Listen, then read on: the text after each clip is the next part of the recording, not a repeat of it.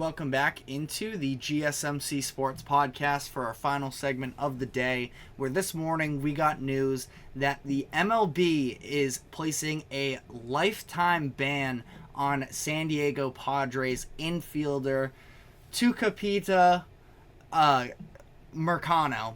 Apologies there for the pronunciation, but Marcano has played a total of 149 regular season games in the MLB since 2021. He played 25 games with the Padres that season, and then he's played in 124 games with the Pirates over the past couple years. He is currently with the Padres once again. I believe he has been injured, dealing with an IL stint, but he was supposed to come back for the Padres, and instead he is never going to appear in another MLB game again. So what did he do? The LA Times reported that Marcano made 387 bets on baseball games over the past year or so, including 25 on the Pirates when he was with the organization. Now, at the time that these bets were placed, he was on the injured list, so he couldn't directly impact the games,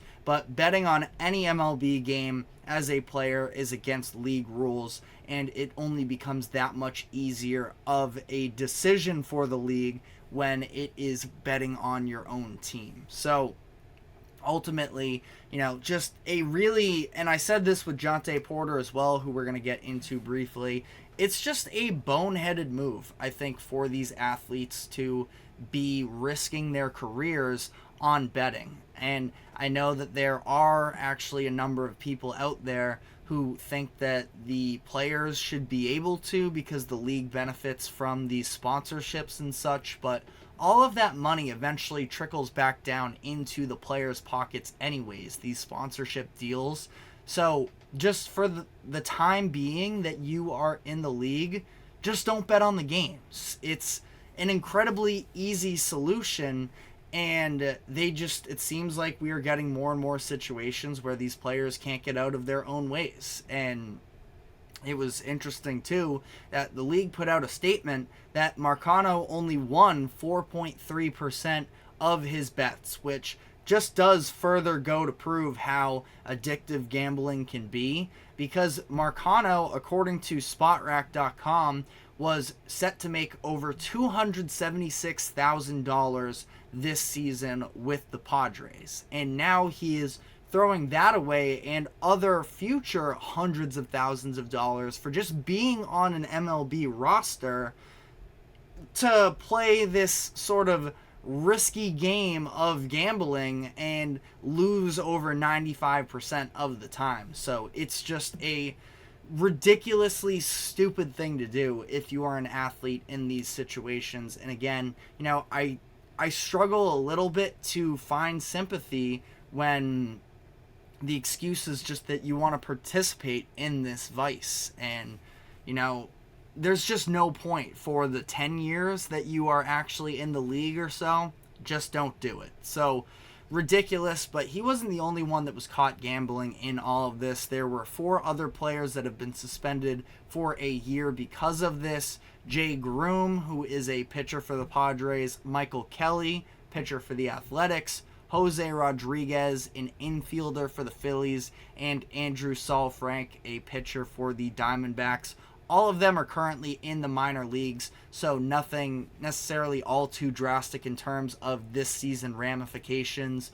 Groome was a former first-round pick by the Red Sox in 2016. Saalfrank, you may recognize, he made some appearances for the Diamondbacks in their postseason run last year, where he ended up pitching, 5+ innings. I want to say it was 5 2/3 innings for the Diamondbacks throughout their World Series runner-up run, and he even got 2 1/3 innings in the World Series.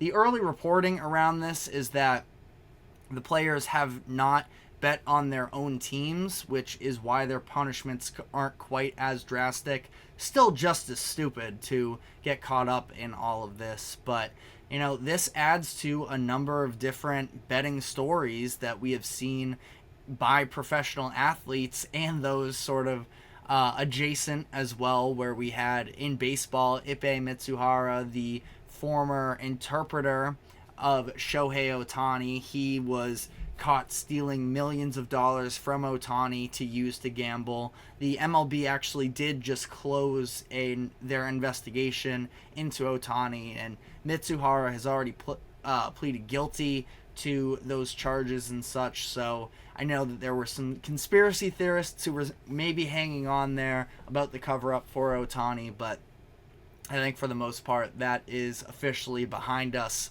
But we also saw Jonte Porter, who I just alluded to as well. He was on the Toronto Raptors on a two-way contract where he was still making some decent money for himself as well, a few hundreds of thousands of dollars. I want to say it was something along the lines of $700K.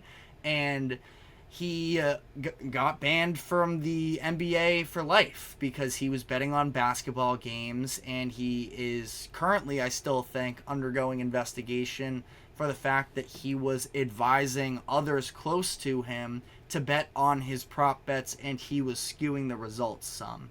So all of this is just sort of a messy situation, goes to show how much of a risk that it is trying to participate in these activities. And listen, they are legal under, the majority of state laws, gambling that is. But at the same time, in order to uphold the integrity of these leagues, they need to make sure that there is no funny business going on. And the easiest way to do it is just say, while you are with us, do not bet on especially the sport itself. There is no need to dive into that. It can lead to some compromising situations, and the league needs to uphold its credibility. So ultimately, just a really stupid thing to do if you are Marcano in this situation. But I don't know, if you feel differently about the legalization of sports gambling and the ramifications it has on athletes who are getting involved with it, I would love to hear an argument as to why they should be allowed to. But again, ultimately, I do think that all of that sponsorship money does come back around for them in the long run, and it just, I don't see any excuse for it whatsoever. But let me know your thoughts in the comment section. That is all we have time for today. Thank you very much for tuning into the GSMC Sports Podcast. Thank you to the GSMC Sports Network for allowing us to host this show. Remember to like, follow, subscribe wherever you keep up with us. Be sure to check us out on social media as well for more exclusive short content. We are live every 2 to 3 p.m. Eastern on weekdays, so we will be back tomorrow afternoon. Be sure to check us out then, and we will see you then. Take care.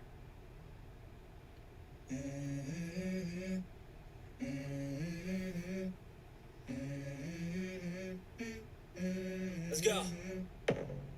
I wake up to a little bit of drool on my pillow, feel like it's gonna be a bad day. Yeah, I'm tired of shit, and the coffee ain't hit yet. Damn, ain't that great. I don't wanna